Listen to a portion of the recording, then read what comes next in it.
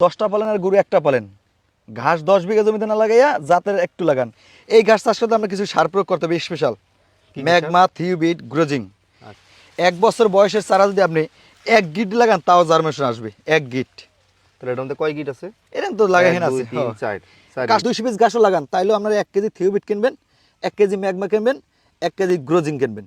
এই 3টা সারে 3 কেজি সার কিনবেন। যদি 1 বিঘা জমিতে 3 কেজি সার লাগে 3 পায়দের। আপনি গাছ চাষ করতে হলে আমরা পানির ব্যবস্থা থাকতে হবে, যদি হয় তাহলে করেন, নাহলে করার দরকার নাই। আপনি এরকম ধরবেন, কাদা আসবে কিন্তু আমরা হাতে পড়বে না, এরকম রাখতে হইবে। আসসালামু আলাইকুম ক্ষুদ্র খামারি দর্শক, চলে আসছি মনুদের দেশে। আমি আছি এই মুহূর্তে বরিশাল মুলাদি আরিয়াল খান নদীর তীরে। দর্শক, আমার পেছনে দেখতে পাচ্ছেন বাংলাদেশে এই মুহূর্তে সবচাইতে বেশি তর্ক এবং বিতর্কিত ঘাস সেটা হচ্ছে গুয়াতিমালা। গুয়াতিমালা এর আগেও আমি একটা ভিডিওতে বলেছি, কয়েকটা ভিডিওতে বলেছি, গুয়াতিমালা মূলত একটা দেশের নাম, আমেরিকার একটা দেশ হচ্ছে গুয়াতিমালা।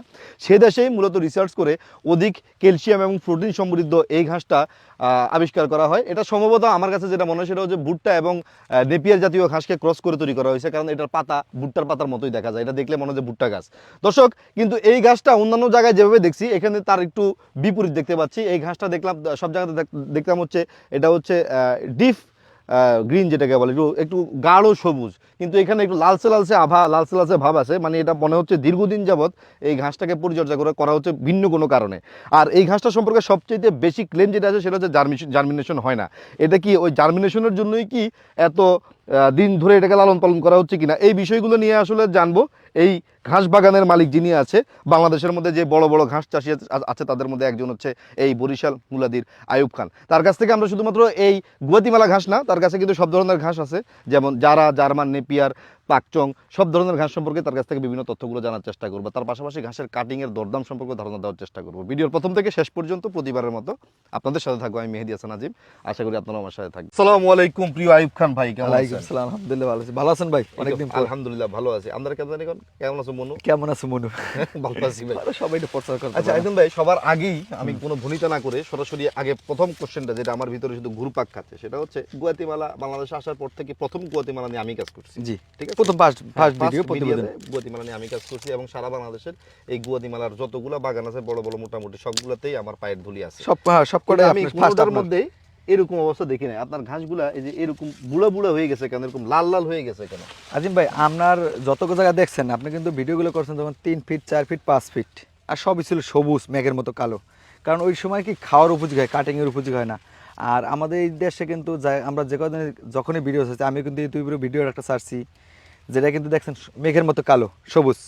আর ওই সময় কিন্তু চারা উপযোগী হয় না, ওই সময় বেচলে কিন্তু আমি সব বেচতে পারতাম, ওই সময় বেশি নেই। আর এই ঘাসটার মধ্যে কিন্তু আমরা এটা কিন্তু জেলি অ্যালোভেরা জড়িত, ক্যালসিয়াম সরাসরি, প্রোটিন সর্বোচ্চ। গাছটা আপনার সারের পরিমাণ বেশি দিলে হয় কি দাম করে উঠে যায়, শুয়ে পড়ে যায়। আচ্ছা, যার কারণে আমি ঘাসটা চারার জন্য রাখছিলাম। আমার তো প্রজেক্টটা মোটামুটি বড়, আজকে হয়তো ড্রোনের কারণে তুলতে পারিনি, দেখাইতে পারিনি। তো আমি এটা চারার জন্য তৈরি করছি। আর চারার জন্য তৈরি করতে হলে আপনার গাছের গোড়ায় মাটি দেওয়া যাবে, সার খুব কম, শুধু জৈব সার দেবেন, তাহলে আপনার চারা রাখা যাবে 1 বছর। আচ্ছা। আর যদি আপনার 2 মাস 4 মাস বা 4 মাস হয় না, 2 মাসের মধ্যে খাওয়ানোর উপযোগী হয়, 4 মাস 6 মাসের মধ্যে যদি আপনি চারাটা বিক্রি করেন, তাহলে ওই ক্ষেত্রে চারা থাকবে কচি নরম, এরকম কচি থাকবে। দেখেন এই মাথার অংশের মতো কচি থাকবে, যেটা জার্মিনেশন কম আসবে। আপনি যত বড়ই লাগান জার্মিনেশন কম আসবে। আর যদি আপনি বয়স্ক করেন এরকম হয়, তাহলে আপনার জার্মিনেশন আসবে। এই দেখেন এই লেগে জার্মিনেশন আসার ছাড়া। আচ্ছা, স্মার্ট নিপের স্মার্টের মতো এই আর যদি আপনি এরকম বয়সে লাগান, আপনার যে আমি 6 মাস আগে যে ভিডিওটা ছাড়ছি এটা তো মনে আছে আপনার, ওইটা কিন্তু এরকম কচি। ওই সময় কিন্তু আমার ভিডিওই ছাড়ছিলাম ঠিকই, কিন্তু গুয়াতেমালা আমি বিক্রি করি নেই, যেটা আমি 2 মাস ধরে বিক্রি করতেছি। আচ্ছা, তো চারা করার জন্য আর কি আমি এটা বয়স করছি, এবং এরকম লাল সাবাব এরকম খাওয়ানোর উপযোগী হয়ে গেছে আরো আগে। মোটামুটি আপনি গুয়াতিমালা কতটুকু করছেন? আছে মোটামুটি এখন প্রায় আপনার 2.5 বিঘার মতো চারা উপযোগী আছে। 2.5 বিঘা কাটিং উপযোগী? হ্যাঁ, কাটিং উপযোগী আছে। এগুলো সবই কাটিং আছে। এবার আমাকে বলেন, এই কাটিং উপযোগী দেখে আমি এরকম মরা দেখাই। এই দেখেন আপনি কাটিং উপযোগী যত কিছুই বলেন, এখানে কোশ্চেন আরেকটা এখানে আছে। জি জি, এই কোশ্চেনটা হচ্ছে এই যে আপনি দেখাইতেছেন সবকিছু আমার কাছে ভালো লাগতেছে, খুব সুন্দর সবকিছু, ডিফারেন্ট ওয়েতে দেখতেছি। হ্যাঁ, একবারে এরকম বয়সের কাটিং আমি এখনো কোথাও দেখিনি, আপনার কাছে দেখলাম, সবকিছুই ওকে, সবকিছুই বুঝলাম। কিন্তু আপনাদের এই গুয়াতিমালা আজিম ভাই দেখেন, এটা আমরা তো ডেলিভারি দেই, এটি 100% পরিপক্ক। বাস্তবে কেমনে লাগাই, গাছটা তো ডাইরেক্ট আস্তে কাটছি, দেখেন এই চারা দেওয়ার সময় তো আমরা ওইটাগুলো পরিষ্কার করে দিব। অনেক কাটিং আর কাটিং অবশ্যই এইখান থেকে এই ধরেন 2টা হাতে কেটে নিয়ে 2টা দেখাইলাম কেমনে বাস্তবে আর কি চাষ করছি আমি। ওটা আর কি তুলে ধরবো আপনাদের সাথে। দেখেন ধরেন এখান থেকে অ্যাভারেজই কাটলাম, ও আরে। কাছে সুইট দেখা দেখছেন, আপনার কাটিং উপযোগী হলে শক্ত হয়ে যায়, আর নাহলে তো আপনার জেলি না, উপযুক্ত হলে কাছে ছুটে যায়। না কাছে ছোট না কিন্তু আপনার শক্ত হয়ে যায় ঘাস। ঠিক আছে, একটু লম্বা হয়ে গেছে, আর হ্যাঁ, লম্বা ভাই। করতে চাই না, ভিডিও শেষ করে ফেলবো। শেষ করার আগে আমাদের দর্শকদের জন্য আপনার কাছে আর কি কি পরামর্শ আছে, কি কি তথ্য আছে, আর শেষ কি বলার আছে? আজিম ভাই, যারা এই ঘাস নিয়ে চাষ করার আগ্রহ, যাদের ডেইরি খামার, তারা তো গুয়াতমালা করবেই। আর তারাই ভিডিও মনোযোগ, যারা মানে যারা চারা অন্যের জন্য চেষ্টা করে তারা মনোযোগ দিয়ে দেখবে। আর যারা না দেখে অল্প একটু দেখে 2 মিনিট দেখে পুট করে ফোন দেবে, ভাই চারা নিয়ে লাগাইবে, হইলো না তখন ফোন দেওয়া রাইট খানের নাম্বার না, আজিম সাহেবের নাম্বার, এটা দেখা হেঁটে দেখার দরকার নাই, ফোন একটা দিয়ে বলে একটা দিয়ে বই।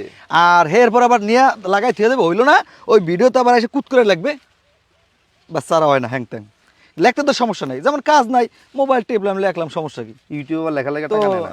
টাকা নেয় না, মন্তব্য আসে না, কৈফত নাই। তো এটা আমাদের দেশে হয়, আমাদের দেশে সমালোচনা একটু বেশি হয়, তো সমালোচনা অনুপ্রেরণা যে নিতে পারবে সে সফল হবে। ইনশাআল্লাহ। এই তো আমার